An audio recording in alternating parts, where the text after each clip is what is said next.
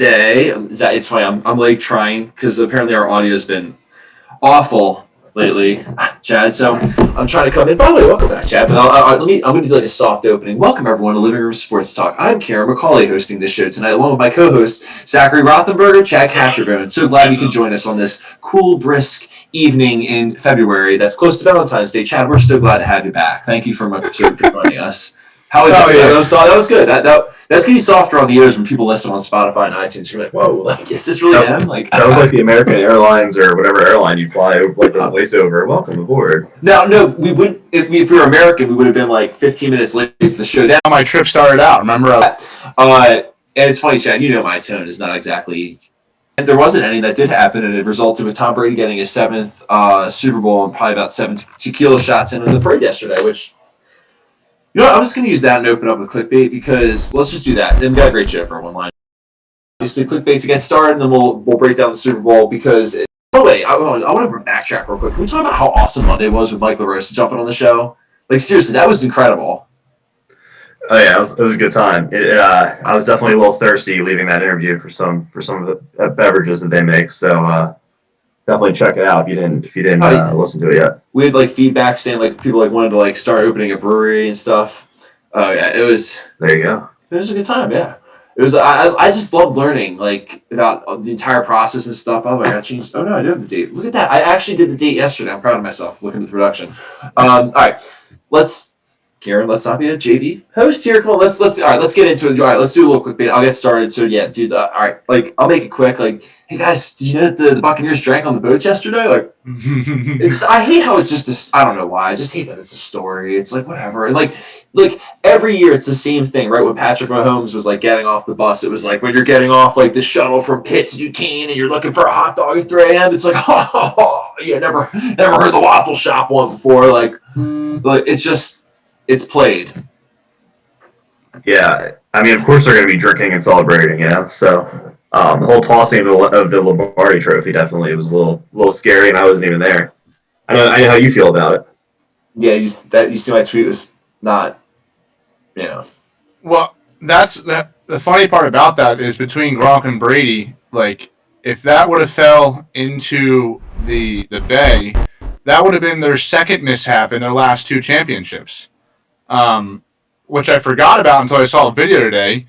Remember last time around when they were in New England, they went to a Red Sox game because the whole team was invited, and Edelman was throwing baseballs into a net, and Gronk just stepped in with the Lombardi and laid a bunt down and dented the trophy.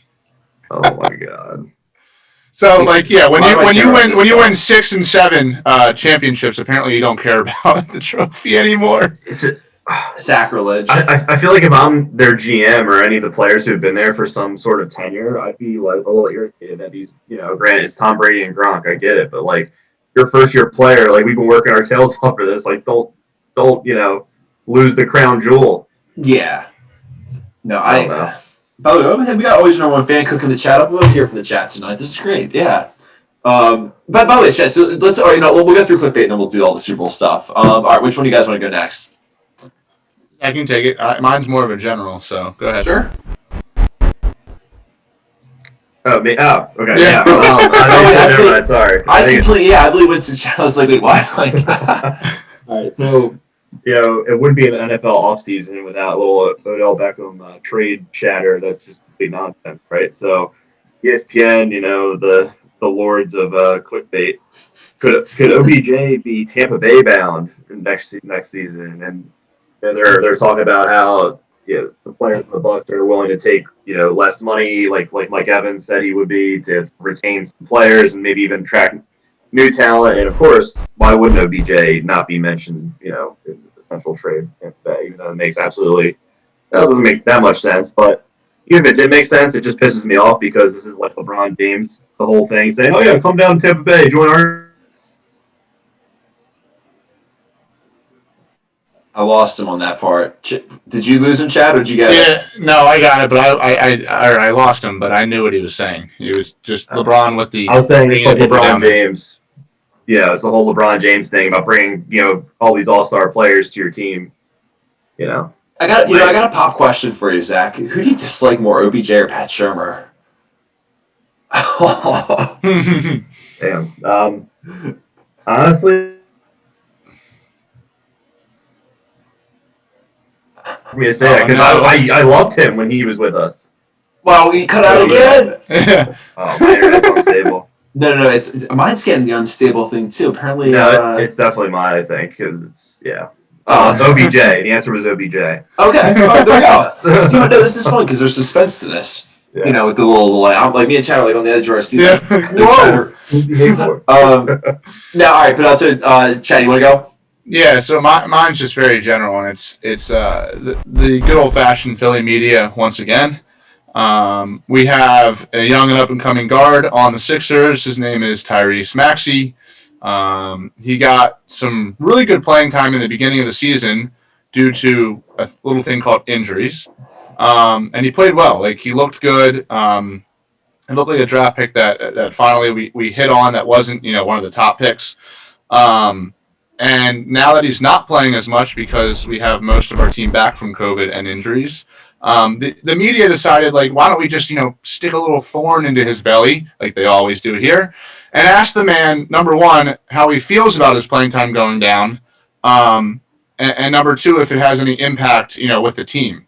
And, he gave a really good response back and just basically said, like, any way I can help the team, I really don't care. Like, if I just have to be a cheerleader, like, great, like, the team's winning. But, like, that's what happens in the city is they poke these questions to guys that are 18, 19 years old, have no idea how to deal with media, and all of a sudden you're thrown into Philly, and these answers come off poorly, and then our fan base reacts to it, and then those same reporters are making the fan base react negatively to it. So this is what I can't say. Like, of course the guy's playing time is going to go down. He is a reserve on our team that only got playing time because we had injuries. Like, I don't understand where these questions come from and why they need to be brought up at just unopportune times. I almost want to get like really graphic here. I don't want to, but it's just like the fertilization, if you will, of clickbait is like, yeah, is the Philly media like in that sense when they're doing that? Because you're right, Chad. It's like they want the answer, and it's like it's almost like they're just playing someone in a wheel where it's just like they'll say this, then we'll get them to do that, and then we do this, we'll put on this story, and it's just like, yeah, like it's not like Tobias Harris is losing 6 minutes a game, and then like you're asking him, which would make a ton of sense. You're asking a guy that's a rookie that came off the bench to begin with, that's getting less playing time because people are back from injury. Like, the answer is in your question. Well, and that's the thing. I always will give. First of all, I don't give media the benefit. I hate when people, I hate when reporters on Twitter go like, "We're professionals. Like, you got to treat us like such." It's like, no, like you don't act professional half the time, if ever. So, like, dude, me and you get into that all the time. It's because when you go through it in school. And you literally know the quote unquote rules that are ethics that are supposed to go on. Like, they don't stick to that. So no. Yeah, no. I remember my journalism ethics class, and it wasn't exactly straight down the line as they say, but no, but I will give them this credit though. This has actually, I'm like almost going back on everything we're talking about now. I will give the media one thing, and this is one thing I hate when reporters or when players get mad about the question. Like, sometimes they're just asking because they're like supposed to ask. Like, for example, if I said, "Chad, how does it feel to lose?" Like, you'd be saying, like, what do you mean? Like, how does it feel to lose? And I'm like, I need you to say something so I can write it down and be like, Chad Cashman after the game said it sucks to lose. Like, I can't say you said it sucks to lose. You never said it. Like, right. You don't get that part of it, which I've always kind of gotten hung up on. I'm like, well, I get there's dumb questions, but like there's also the questions where it's like the obvious ones where it's just like, Yeah, no, for sure. All right, so let's jump into it though. So Chad, well, Tanner. Now the jersey choice in the background is certainly interesting. I mean, there's a lot of different words you could use, but I'll use interesting on this Thursday night. I'm surprised you still have it. Is this in the spirit of the Super Bowl because Antonio Brown won a ring? Yeah. I mean, you got to throw the guy a bone. I think I'm pretty sure every single jersey. No. Why does he come off as the victim? Where it's like, oh, I'm just so happy he finally got a chance. The reason he didn't have a chance, he had a chance and he blew it. Then he got another chance and he blew that. And it's like, okay, now here we are. Like, yeah. I almost get mad at that because I'm just like, well, why does he get 3 chances? Like, most people don't get that. So good job. On the third time, you got it. Like, all right, I'm gonna stop. Yeah. Also, it was super fun. How was Tampa? Get our golf in and a little swing. Yeah, no, I mean it was warm. That was the best part about it. It was I'm trying to think of the right words. It was more open than even PA. And I just got to enjoy myself a little bit down there. So definitely a lot of fun, a ton of work. I wasn't down there just to enjoy the Super Bowl. Like I was working probably 12 to 14, maybe 16-hour day, and then had a Monday and a Tuesday where we didn't have the event, and that's I played some golf that day or one of the 2 days, and yeah, no, I mean it was just exactly what I thought it was going to be. A lot of work, but sun and Super Bowl, so How was the swing? I played an interesting course. I may have found the worst course in Florida, which is just pretty much how my life rolls. And there were only, I'm trying to think, there's either 2 or 3 par 4s. I think it was 2 because it was only a front 9. It only had 9 holes. And the rest were par 3s. So I played it twice to get 18 in. And I shot a 71, which is, sounds incredible. But when you have no par 5s and only 2 par 4s, like the score should be a little bit lower. Yeah, I made do. I rented clubs. They gave me a lefty driver, so was without the driver all day. Yeah, enjoyed it. Was there any gators on the course? No, but there was a sign outside of our hotel, which was kind of funny to us. Like we were joking about it pretty much every day, because it said like beware of gators and snakes, and then it also informed you not to feed them. And we're just kind of sitting there like, who is feeding? So, that was an interesting sign down there. Sorry, I'm actually just changing our information on Facebook because people are going to think we're doing the same interview. Oh, yeah, you're good. But did it rain a lot or what? No, so it was. I mean, if you've been down to Florida, you just kind of understand Florida's weather. Rain was in the forecast, like 4, maybe 5 of the 14 days I was down there. And I think it rained twice, and one of it was overnight. It was actually supposed to rain the entire day of the Super Bowl. So yeah, I remember hearing that. Yeah, well, earlier in the week, which if people listen to me, it would have actually worked out for them. I was telling everybody to hammer the under because it was just looking like it was going to be a disaster all Sunday long. And then Sunday rolls around, and that was when it rained overnight into the morning, and then Sunday, just the day was just completely beautiful the entire day. So I was like, oh, this is awesome. Now it's going to be a shootout, and I told everyone to take the under. And then I changed that to the over, and I lost. So that's okay, but you also had the correct game. Let's toot your horn for a second, Zach. Yeah, I did pick the winner. Yeah. It was all Tampa down there. Like it just. Well, I was gonna say, Zach, did you see the clip of what Chad was saying on our Sunday show?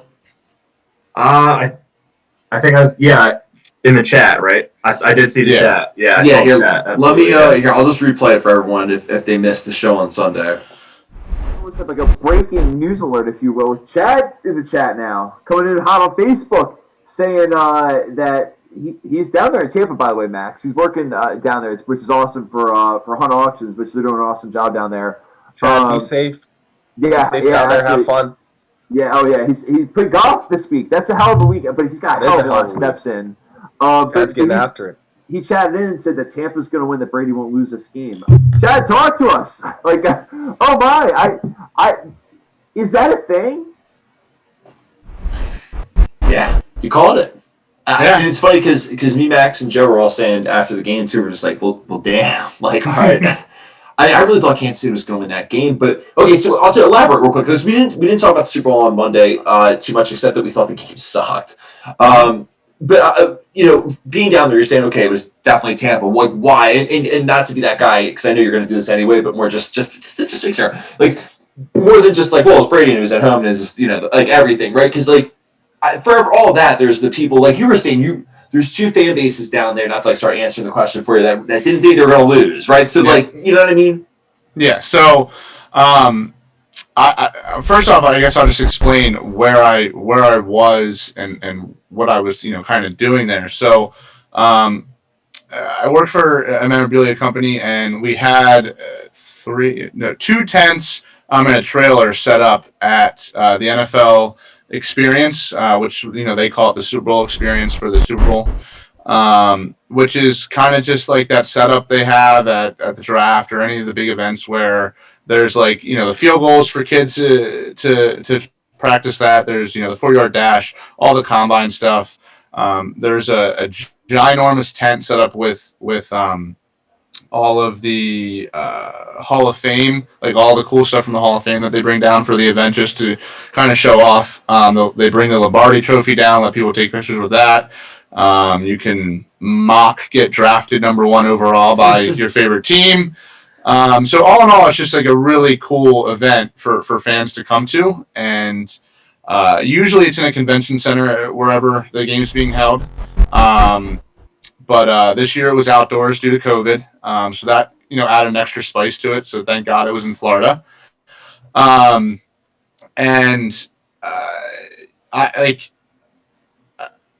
I'm trying to think where I was going with this. So I was just explaining where I was.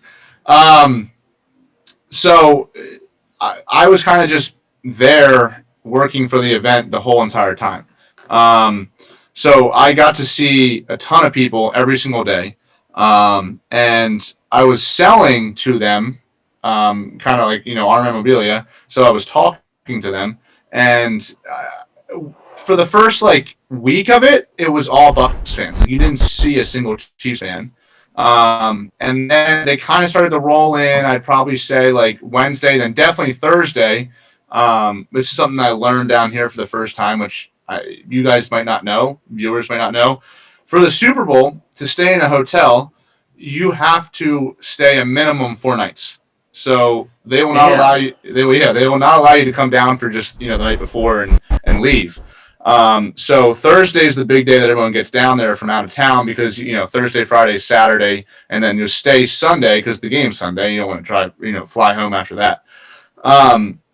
So typically people get there Sunday. We had a ton of Chiefs fans Thursday. And talking to both fan bases, literally neither one of them had any inkling that they were going to lose. And I even called you after that one because I'm like, dude, when we go into playoff games and God forbid the Super Bowl, the last thing I'm thinking is we're going to win. I'm just actually, do you mind if I actually get the shovel and dig 6 feet? Just to make sure, just to be safe. Yeah.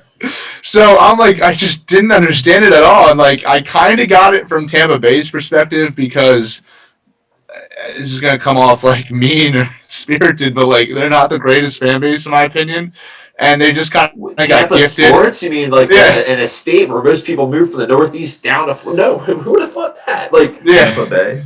So they just kind of got gifted. Cocky Northeasterners, who would have exactly. thought That's exactly what they are too. That's funny, but and they just kind of got gifted with Brady, right? And Brady brought down his whole crew, like Zach was explaining. And it kind of just worked for them. So I get it from that side, but the Chiefs, that fan base is a pretty damn good fan base. I get that you have Patrick Mahomes and you just won last year, but you've had your fair share of heartbreaks that I know affected you in a negative way, just like the rest of us. So I just don't understand how you think that way, that you're gonna win no matter what. So that was interesting to me throughout the whole 2-week time frame. You guys say something back? That's that is. I mean, I guess you get you get a Super Bowl, then you have Patrick Mahomes. I guess you have swagger. I know for me when we were in, you're extremely nervous. You have a little bit of confidence. Yeah, we got here. let's do it. But then there's always like 50% of you at least where you're like, I Yeah. don't know. Well, and I was gonna say, let's jump to the chat here real quick. Oh, look at this. Got Lucy jumping in the chat too. Yeah. Oh, I love this. So I was gonna say, let's get into the chat. So I loved earlier what Always Number One fan was saying. They had this shocked you could come back to like this weather. I mean, that must have sucked when the plane landed and you just see all that white.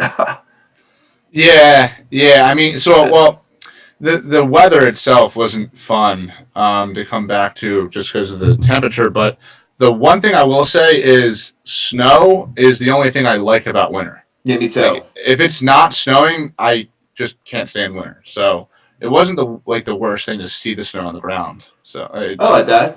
And we got Lauren in the chat, and it's funny. So I'd love to the 1 point. So what was the bigger factor in KC losing? The climate, KC's lousy O-line, which I would also add injury riddled, or the lousy linebackers coach.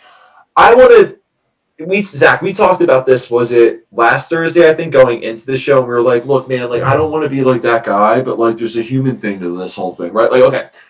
I just feel like that whole side bar, if you will, with the Chiefs and Andy Reid's son and right with Britt Reid and first of all, this isn't about football, right? I don't need to sit here on the show and be that guy. That's not my spot to sit here and be like, oh, well, this isn't about football, it's bigger stuff. Okay, like everyone gets that when there's a DUI involved in a kid's life and stuff, right? Like kids. But to that point, I just think when you want to just take it from the football perspective of it was a variable, and I'm not going to say it, right? We can all shake our head and nod that. Yeah. So, but I don't know. I think so. It's funny. I think that chat comment kind of says it all in a sense that it was almost like a long. That's why I said, actually, ironically enough, that's why I said to Bryson, I was like, it was just a bad Long Island iced tea of like things. You know what I mean? It was just our Long Island iced tea of bad things, I should say. Like, right, like it was the line being injury riddled and not playing well, and Tampa's defense playing really, really well. It was obviously the coaching staff not being without one of their linebacker coaches, and obviously Andy Reid's head is. And I'm not saying in a different place, but like that is obviously weighing on your mind when you go through something like that, right? Patrick Mahomes being hurt with his foot. I mean, there's so many things that it's just like how, especially when Tampa is playing well, playing at home, playing in their weather. I agree. I actually thought in my head, I'm like, I don't know if the Packers will won this game because when I heard they had to go down on Saturday and they have a whole week. That now it's home field advantage because now it's Florida. If you had a week to sit down there and be in the sun, then that's one thing. But like, so. I kind of like that avalanche expression that you're kind of basically going with the Long Island iced tea, because I think it kind of boils down to one of those things where it's like we've all played sports, we all understand. You can be losing by like, depending on the sport, like 2 to 4 points, or in football like a touchdown, maybe a couple runs in baseball, but you still think you're in the game. And that's what kind of keeps you pushing through and like thinking that you have an actual shot to win. But then there's also those times where you get behind early and like you're down a couple scores, and you just start pressing. You press immediately, and it'll either work out right in that moment or it doesn't. And when it doesn't, the pressing just continues and continues and continues. And that's kind of what I thought I was seeing with the Chiefs. It was like they started to press, and Mahomes started doing his magic, but the other players on the team who were also pressing, and they're not Patrick Mahomes, just came up short. Like we're saying, the O-line, even the wide receivers, I think there was 2 balls off helmets, and one of it was right in the face. So like for a touchdown, I think, right? Yeah, on 4th down. Yep. So like when those types of things are happening, like it just kind of screams to me it's more than just the team playing bad. It's more of like a pressing issue. Yeah, I think, the whole use of that timeout with, 40 seconds left in the first half, and then basically Brady was like, all right, fine. And then he goes down and gets a touchdown as the first half, ends. I think that was just like just super deflating for them, and they never really recovered. And then obviously there were a lot of questionable, officiating calls in the first half, not blaming it all on that, but that definitely didn't help, and it seemed to be a little bit one-sided.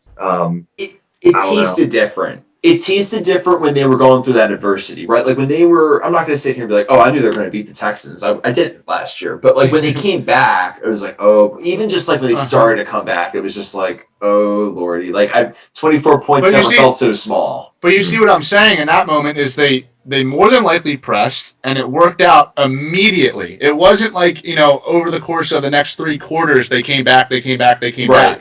Like, it was immediate. Quick. Yeah. And they were right back in the game. I punched right back at you. Yeah. Exactly. So. And a little bit Ryan was saying too in the chat about how like just once Tom Brady gave that look, like it was over. And it was an interesting game. There was a lot of jawing. Mm-hmm. It was definitely a team that wanted to knock a team off, I thought, when you look at Tampa Bay.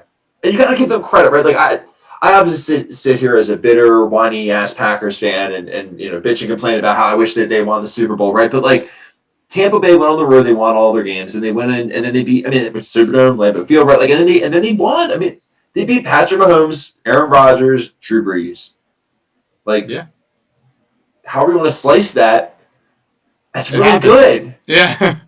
Yeah. They showed up and the Chiefs just didn't really seem to ever be there. And I'm partially wondering if there goes my internet again, I think. But no, you're good. Okay.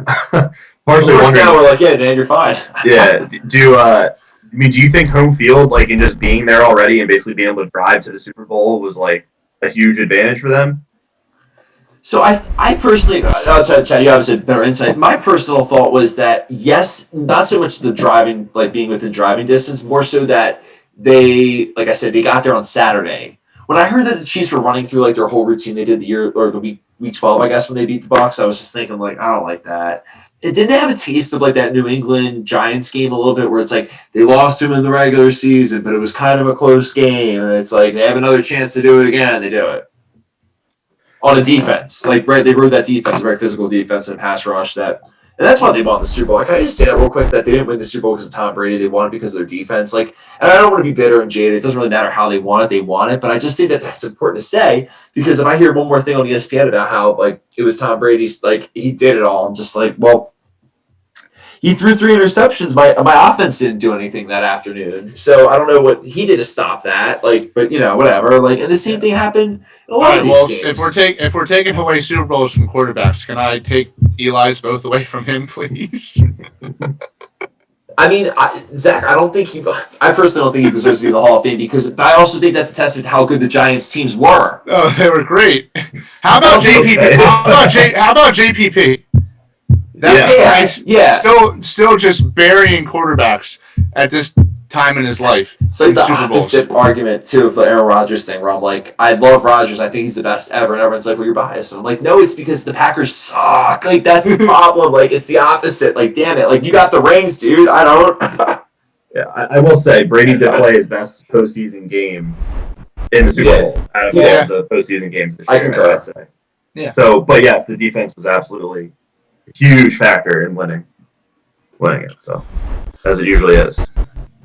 Yeah, but they were flying all over the field too. I mean, Mahomes, you knew was bad when he was rolling and like looking back when there actually really wasn't anyone there, and I'm just like, oh, like you don't see this unless it was like high school, like you know what I mean? It just had that look to it. He had very Wentz-like vibes, like that whole game, which was like freaking me out. Well, did you see the stat that showed? I think it was in Andy Reid's been in 3 Super Bowls, right? And the one that he won, they had, I think it was 17 rushes that game, and the 2 that he lost, he only ran the ball like 9 times on offense. And like, are you serious? That's very par for the course for Andy Reid. Yeah, and like I mean, you saw like Clyde Edwards-Helaire. I think he ran for like 60-some yards on like 8 carries. He had like pretty good numbers. I mean, but the problem was game script, I guess didn't fall for runs, even though it could have helped them a little bit, run the clock at least and keep Brady on the bench. And then, I don't know, maybe some play action, but it just seemed like something was very, very far off from a play call perspective. But Zach, can you stop it, dude? Eric Bieniemy is supposed to be Vince Lombardi. Come on, man. Yeah, I can't believe he doesn't have a job. Yeah. Come on, dude. Stop. And it's like one of those things where it's like, no, you're good. Dog's not was saying stop to him. No, yeah, he's just having fun over there. But No, right? Like I just kind of laugh because I'm like, well, that they awfully got quiet. I'm not saying Eric Bieniemy does or does not deserve a job. I personally think that the reason why he didn't get hired this year is because the job sucked. It wasn't he sucks; it's the job sucked. But and right, we talked about this. Like, why would you want to leave a good spot in Kansas City with Patrick Mahomes unless you're taking the like? Why not be the guy that gets courted? You know what I mean? Kind of like how Josh McDaniels was courted, like how everyone wants to interview him and stuff, but like. Josh McDaniels is like that guy who like dated every girl in high school, but somehow he's single and he's like 40 right now. You're just like, what? Like, but anyway, I don't know. I think. Let me ask you this question: was this game more about Kansas City losing or the Bucs winning? I still think the Bucs won that game. Like, I think so too. I wouldn't say like. It's not like they just like. I'm trying to think of the best way to put this. They didn't just lay an egg like they did, but it was like. Their backups and injured players laid an egg. Like, I don't know if that makes any sense. Well, yeah, obviously their offensive line was gashed. Yeah. Like, if you're losing 4 starters on offense, like, I can't imagine. Well, I can't imagine because it's happened to the Eagles, but, like, going into a game with 4 offensive linemen out, like, I just know that's going to be a bad game. Like, I no expectations for that. Yeah, it's tough. I just think the Bucs defense just really like the rookies, Antoine Winfield, Jr. and what's we call it, Devin White. I mean, they just really showed up, and yeah, they squeezed the egg out of the Chiefs. I'll say that. Yeah. Yeah, I mean, I think that when you look at like when I say a team lost, it's like, well, why did you do this? Like, I can I say this, and I'm just using this as a recent example. The Packers lost that NFC Championship game, in my opinion. When you give up the touchdown before halftime, right? Like you don't do anything with the turnover. Like, there's so many different like ways of going about that. Or because I even drew a parallel saying the game wasn't that good. It was like both teams didn't really play great. The Packers just played terrible. This was different. I thought the Bucs played so well at me, the Chiefs played terrible. You know what I mean? Like, and I think that's why you got to give them so much credit for how well they played. And even Ryan was saying in the chat too, how like it was best defensive outing since Peyton. And the Broncos, I guess, against Cam Newton and the Panthers. That game reminded me a little bit of this. It wasn't that interesting, and but you couldn't stop watching it. You just always thought the other team was going to come back. Like that. You knew they weren't, but you were just like, I mean, I've been wrong before. I'll probably be wrong now. They can come back, and it's like, no, just because you want it now. It's like, yeah, thanks, like sports gods. Yeah, I was expecting a little something in the second half. It just wasn't there. So I pretty much kept it on TV, but I pretty much stopped watching. The third quarter. I'm gonna do like an on-the-fly segment for fun here because I feel bad I didn't give anyone time to prep. It reminded me of like almost like a movie watch where like there's so much hype, you think it's gonna be great. It starts out like not bad. It's more like a song, and you're just like it's good. The beat's gonna drop, and then you're just kind of like it never dropped. Yeah. It never dropped. Yeah, that movie never really ever got funny. Like I'd almost go like Meet the Fockers is like that. That's my warming up. I'm just you like Meet the Fockers? I don't dislike it. I just think that it's like you think it's gonna be so much funnier, and then you just kind of get it. I'm like, it's not bad. Mm-hmm. Like I don't need to see it again. But like just like this Super Bowl, it wasn't the worst Super Bowl ever, but it wasn't like I'm not gonna like tell my kids about it, I'm trying to think what movie I would say that would be. I don't know. That's a tough one. And I'll tell you why are you chewing on that. I love what the chat was asking too. Did you guys have any favorite Super Bowl commercials? That Cheetos one. The Shaggy one? That was mine. Yeah, that was mine. That was mine. Oh yeah. I thought that was really clever. I mean, with like all the ones that were pulled, I wasn't paying attention as much, and that was literally the only one that like caught my eye. So. What about the halftime show? What did you guys think of that? See, my whole family hated it, but I kind of liked it. Like I thought it.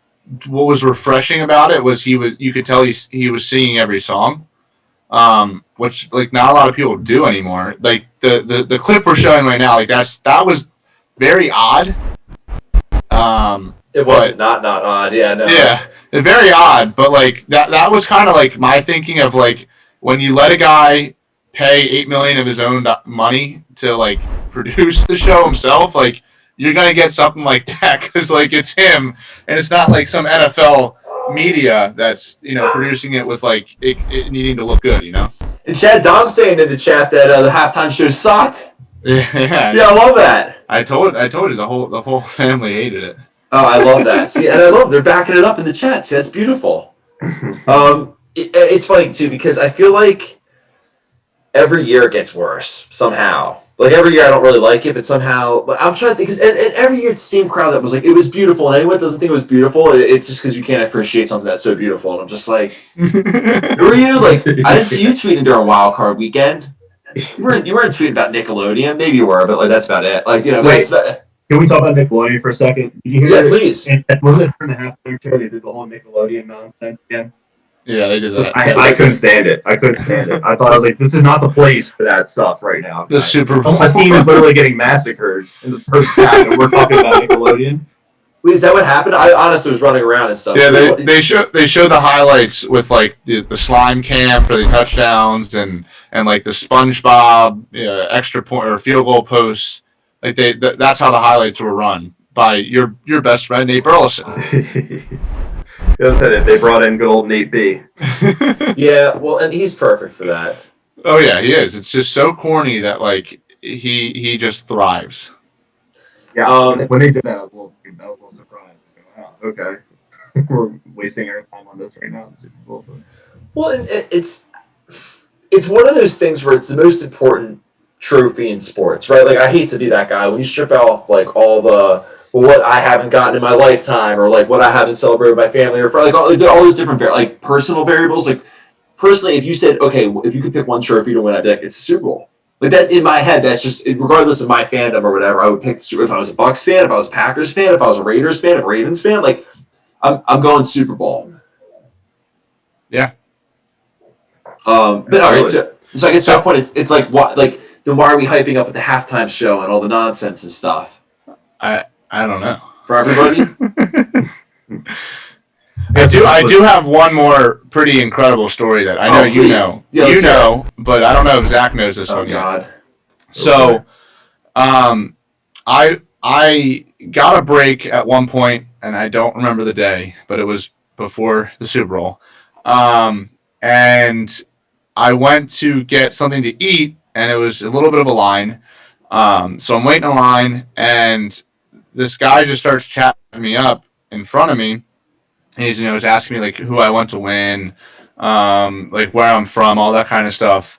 And we're talking, and I'm just kind of like, yeah, like, I want the Chiefs to win, but like I'm probably gonna bet on the Bucks. So we'll take it as you will with that one. And he was just like, oh, so you bet? And I'm like, yeah. And he's like, here, I got this video. I got to show you. And he was a reporter. And I'm like, okay. So he just whips out his phone, and he was in the stadium when they were doing the rehearsal for the national anthem. So I sat there and I watched the national anthem, and I'm like, I have the exact time of this thing. Like, this is incredible. And it was 2 minutes and 17 seconds. And I got my stuff. I was eating as I'm walking back to grab this. Like, part of my job was to grab stuff from our pod, which was like 3 football fields away from where we were, and bring it back to us when we were losing inventory. So I was eating all my stuff, ran back to grab that cart because I knew we needed stuff, and then was walking back down. I called Kieran. I called like 3 of my other friends that had any usage to a bookie or just some type of online like betting system. And I was like, dude, somebody find me a line for the national anthem, because we're going to hammer the over, because 217 is like incredibly long. Right. And I'll add this in there. And this is almost like what kind of spun the bad direction, because I go on there, I'm like, it's not on there. Yeah, well, so this is where things got interesting. Like, it's not on FanDuel, what's going on? this is where things got really interesting, because for the first time in my entire life, I had like more information than Vegas, at least so I thought. I was like, oh, that's what it was. So when I got off the phone with Kieran, I got a text from a dad of a kid that I used to coach at All-Star, and he's telling me that the anthem is going way over, and I'm like, this is so ironic. Like, what? And I'm like, what do you mean? And he's like, yeah, it's going 217. And I'm literally like, did I call him? Like, what the hell? And I'm like, okay, where did you find that out? And he was like, it's on Twitter. And I was like, oh my God. So I go to Twitter and I just type in, like, I literally just typed in national anthem and, found it. Some idiot from outside the stadium took a video when they were doing the recording or the rehearsal and literally not even just put out the video like discreetly. He was like, hey, all online bettors, like, here's your national anthem, 2 minutes, 17 seconds. And I'm like, you just ruined it for everybody. Like, you just absolutely ruined it. Because everyone loves to take the over on that bet. It was at 1:59, and we would have crushed it. I would have crushed it incredibly because I'm like, dude, 18 seconds, like, not even nerves are cutting off 18 seconds. Like, that thing was going way over 1:59. Long story short, actually, it's very, like, long story. The lines got put up, like, right before the game again, and it was 2:15. I was too afraid to take that because I'm like, dude, like, if they get nervous, then that will be something that will take away a couple seconds. And it went exactly 2 minutes and 17 seconds. Damn. So it was the exact same thing again. The exact same thing as the rehearsal. So I was just like, oh my God, dude, like that is just so brutal. Yeah. I just, like, why do that? That's literally like someone, like, telling the teacher, be like, so people are passing around the answer sheet to the test. Exactly. Like, so, what did you get out of that? Like, Exactly. couple retweets and that away from the teacher. Like, real quick, I also love this question in the chat. From Dom too, he was saying, is Andy Reid a great coach, or does he have the luxury of having the best QB in Patrick Mahomes? This is a question. I hate to be this guy, like, trying to play the clickbait thing, but, like, I think after losing this game, that's a very fair, like, way of looking at this, right? It's not overly aggressive because I'm with that take. Mm-hmm. Any takers on that one? Yeah, I mean, like, or is that kind of cut out? Sorry, Zach, were you talking? No, I was just saying, I think Andy Reid, I've always liked him. I think he's a good coach, but he absolutely has a fantastic luxury of having Patrick Mahomes as his quarterback because he can do so many more different things with Mahomes, and Mahomes will do stuff that Andy Reid doesn't even call up because he's that good. Like, if Joe Judge had Patrick Mahomes, you know what I mean? It would be, Yes. I don't know if anything that I said went through, but No, you're right. did I cut out? yeah, a little bit, but No, I heard it. But sorry, Zach, sorry, you want to go? no, I mean, I was more just going to say, I don't know. It's a very, very weird relationship that I and a lot of other Eagles fans share with Andy.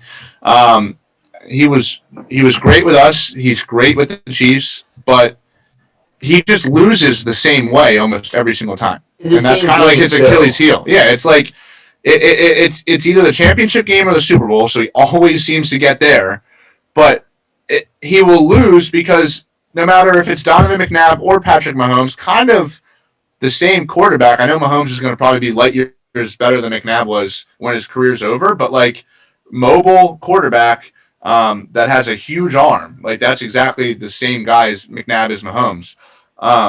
He just forgets that he has running backs. Like, Clyde Edwards-Helaire, we talked about. Le'Veon Bell's on that roster. The Eagles always had Brian Westbrook or LaShawn McCoy. Like, the running backs were always there no matter who he was coaching. He loses the games the same exact way. It's clock management, and it is not running the football. So I don't know how to perceive him because what he does works really well, but when it doesn't work well, it's the same reason why. Like, he has never figured out a way to fix that. So that's kind of where I stand on him. No, and I agree. I think this is what the worst part is. And Zach, we talked about this on Thursday, kind of like setting this up, and I feel bad doing it, but it's like, what happens if they don't come back against the 49ers?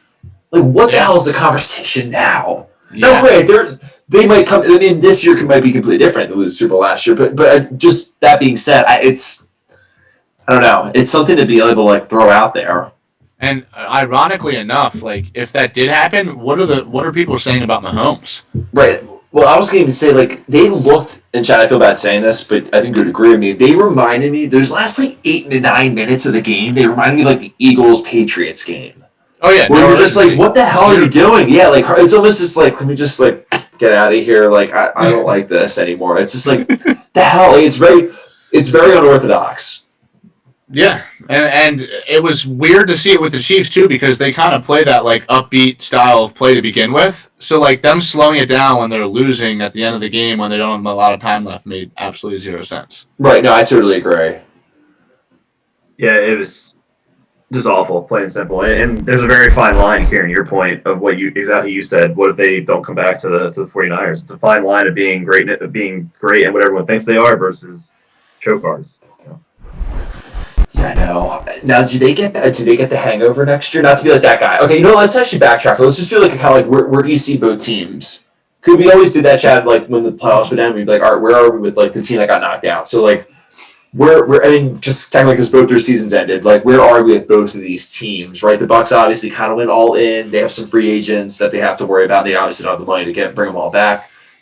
The Chiefs, you got the Super Bowl hangover, maybe. They obviously have a gauntlet, in my opinion. I think the AFC is just going to get tougher next year. But that's not to be like negative Nancy for both sides. I'm just kind of being realistic, I think. Yeah. I don't know. I personally think both teams are still going to be right there. Maybe not Super Bowl next year. Maybe one of them will be. But I don't know. I still really think they're going to be right there. I think the Bucs, like I said earlier, Mike Evans is saying he's willing to take less money so they can re-sign some key players and things like that. And I think everyone's just going to jump on this. Oh, let's ride Tom Brady to get our Super Bowl ring, aka like LaShawn McCoy did. Sign one year deal, get a Super Bowl ring, probably retire. So I don't know. I think the Bucs are going to be like the Miami Heat for a little bit, or the Lakers right now. Yeah.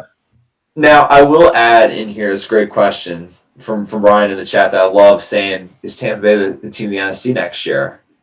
We're all NFC neighbors. What do you guys say? Nope. I don't think so. Definitely no, or you're just saying no now? No, so here's my thing with Brady is it's so hard to say this because this is what everyone always wants to say. Like Father Time's going to catch up at some point, right? Like he has to. Like the dude's getting into his now mid 40s.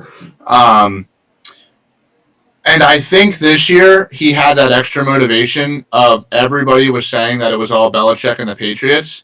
And he was kind of just like, no, it wasn't. Like, it was Belichick, the Patriots, and Tom freaking Brady. Like, so he kind of had that extra edge to play for. So I think next year is going to be one of those years where Brady is still a winner. Like, they're going to go 9-7, 10-6, maybe even 11-5, I think, at best. And they'll make the playoffs, but I don't see them going to the Super Bowl. I think at just some point it's going to be one of those games where he loses and he put up a really good fight and he lost in the playoffs. Like it's just, I think that's how their season's going to play out. Yeah, I don't know. I think the biggest thing for me is how's that division look next year? Like the Saints are probably a little bit of a question mark with the quarterback situation. The Falcons are who the hell knows. The Panthers, same situation. So, I mean, I guess as of February 11th, 2021, I'd say, yeah, they're the front runner, but I don't, that can all change, obviously, real quick. I mean, the Packers, I would expect to be in that conversation. Is that my cue to start talking? So I was going to say, I think I'll use that as actually a perfect entry point. I won't say it's the Packers, but I will say that I think to that point, there's so many different pieces between free agency and the draft that need to happen. Like, let's say like the Bucs bring back Chris Godwin on like a fun deal for a year. Like, like what happens if that happens? And I'm like, that wasn't expected in my head, right? Like, there's so many different little avenues that you can look at what happens if Aaron Jones goes to like somewhere in the NFC North, right? Like there's so many different ways of looking at this. I mean, obviously the Rams got better with Matt Stafford. I mean, but like there's different. And I also just think when you actually look at the playoff picture, when we start the playoffs every year, we're like, anyone can honestly win this thing. That's what's so tough about this. It's so easy to like sit in February, March now and just be like, well, this team might win or that team might win. Like, you know what I mean? Like, because I mean, I could rule out like 6 teams. I could give you teams I don't think are going to win it, but like it's hard to pick like who I think will be the best. Yeah, and I think you add all that we just talked about, plus an extra year of tape now that teams have with Brady and in that system and those players all together, and makes it a little bit harder to repeat or to be that front runner. So a lot of things to take into consideration. Well, so you guys want to do a little show versus street? Sure. Yeah, why not? All right, I'll say, Zach, you got the topics for us to dish them out? Yeah, sure. So I'll start with you, Karen. Does that work? Yeah, let's do it. So, obviously the Buccaneers won, and all the photos and tweets and all that good stuff of Tom Brady, fat fingering his tweets and saying he was drunk off tequila and everything. I mean, that's awesome to see, right? Tom being drunk and celebrating. Yeah, it's kind of like this with my clickbait. I feel like it's my show take will be fine. Look, if I was on ESPN, they're like, here, what do you think about it? I'd be like, well, he won a 7th Super Bowl. You can do whatever the hell he wants. What a take, Karen. But, like, at the same point, like, and my show take is, like, my show take is I don't care. Like, I'm not going to, shouldn't be drinking alcohol. Like, I don't care about that. Like, if you're on Twitter and you're getting rubbed off, get your kids off the internet. Like, that's the way you're going to get rubbed. But at the same point, it's just, like, I don't care. Because it's almost like 31 other people hearing a story that's like the joke's on them. So it's just like, I don't care. I don't find this funny. I don't find this entertaining. I don't care if my team went 0-16, 16-0, anywhere in between. And I know they lost to Tampa, the Packers, that is. But in general, I'm just like, my team doesn't win the championship. Like, I'm not ever going to sit there unless it's like a fan base where I'm like, all right, good for them for getting it. That's why it was hard to get behind this. I'm like, all right, we can't say just once. It's not like I feel like, oh, man, they need something to lift their spirits. No, like, but, Tampa Bay at the same point, I was like, come on. So I don't know. I just don't care. Yeah. No, if it's your team that won, it's obviously great, and it's good comedy, great content. But yeah, I think the only people who thoroughly, really enjoyed it were people are either Patriots fans or Bucs fans. Now, so I'll kick it over to you, Zach. What do you think about the PGA using rangefinders now? Yeah, Chad, I don't know if you heard this about so PGA. It's only for the PGA Championship, the LPGA Championship, and like the Senior PGA Championship that they're going to allow the pros to use rangefinders now during competition rounds. So my show take will be, I think it's cool because it kind of brings a little bit of normalcy, like for amateurs who like us who just play on the weekends and stuff. Who whether we use one or not doesn't matter, but we use one. Now the pros are using one. It kind of makes it feel like we're all kind of playing the same type of game, even though we're really not. So it's pretty cool from that perspective. But my street take and my more realistic take, I think it's a little bit ridiculous. Honestly, I think it might slow the pace of play down. That's already an issue, I feel like, with some players on the professional tour. You have a caddy there who works their tail off. They have yard books and all that stuff to get all that great information, and now you're just going to use technology on top of all of that. And then it was funny, I was watching the Golf Channel this morning, and someone said, oh, so what, is Bryson DeChambeau going to have 3 of them because of the varying differences in technology of each one? Is there for him to figure out his yardage? I could see him doing that too, bringing 3 different ones out there. Oh, 100%. So, I mean, I think it's cool. Part of me thinks it's cool. The other part of me is like, all right, do we really need this? Like, your pros, I don't know. I think there's a lot of strategy behind having a caddy who knows the yardages from certain areas and utilizing the yard book, right? So, I'm sure when it comes to that. But. Yeah, I've weirdly enough had this conversation with my dad, like, kind of recently, within the last couple of months. And, like, normal events, I don't know what's going on with Corona, but normal events, those caddies are there on Monday. They walk the course. Tuesday, they walk the course. Wednesday, practice round. Thursday, it starts. So they have been on the course for 3 days before the event even starts. They have everything written down. They know if this certain bush is 100 yards away versus like a stick behind the bush being 103 yards away. Like, they literally know that. So I think your pace of play comment is spot on, because that's really the only thing that's like the players know where they are because of their caddies. Like, that's why they get paid a lot of money to stand there with a bag for 5 hours a day, for Thursday through Sunday. So it's really just going to be like that extra, like, okay, so you got 103. Let me check this real quick. Okay, 103. So yeah, we're gonna waste 5 extra seconds on every hole for every player. So yeah, or better yet, oh wait, I think it's picking up the tree that's 10 yards behind it. Exactly. Yes. I'm sure Joe Garcia is going to use that thing. Oh, I'm sure. Oh yeah. I'll say you got one for Chad, though, Zach. Yeah, so we kind of touched on this a little bit already, but obviously it was such a dominating Super Bowl victory. The Bucks are poised to repeat, right, Chad? Yeah. So, the show. I'll go with show first. I think they have the pieces in place to certainly do it. But like I kind of explained earlier, I just think next playoffs. I don't think during the season. I think during the season they're still going to have a good year. But next playoffs is going to be one of those games where we just see something from Brady that's a little bit off. Like, quite honestly, the Packers game is a great example. Like, if Kieran already mentioned it, like they kind of gave that game away. Tom Brady threw I did three mention that. Yeah, like, Tom Brady threw 3 interceptions in that game. Like, he very easily could have lost that game, and a lot of people would have been pointing the fingers at him. So I think that is They what's wouldn't gonna have, happen. but they could have. Yeah, I know, but I think that's what we're going to see next year is something like that.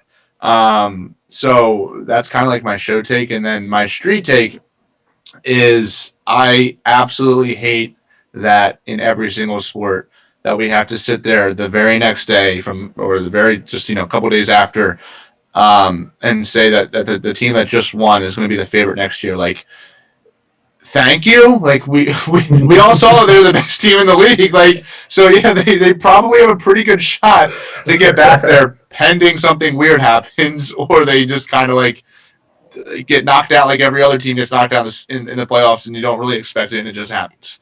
So that's there's the street take. Valid. I'm with it. I just think there's so many moving variables between injuries and like all that stuff that like add into that. You know what I mean? Yeah. All right. Well, this is fun. I found the follow slide, Zach. I recovered after not finding it on Monday.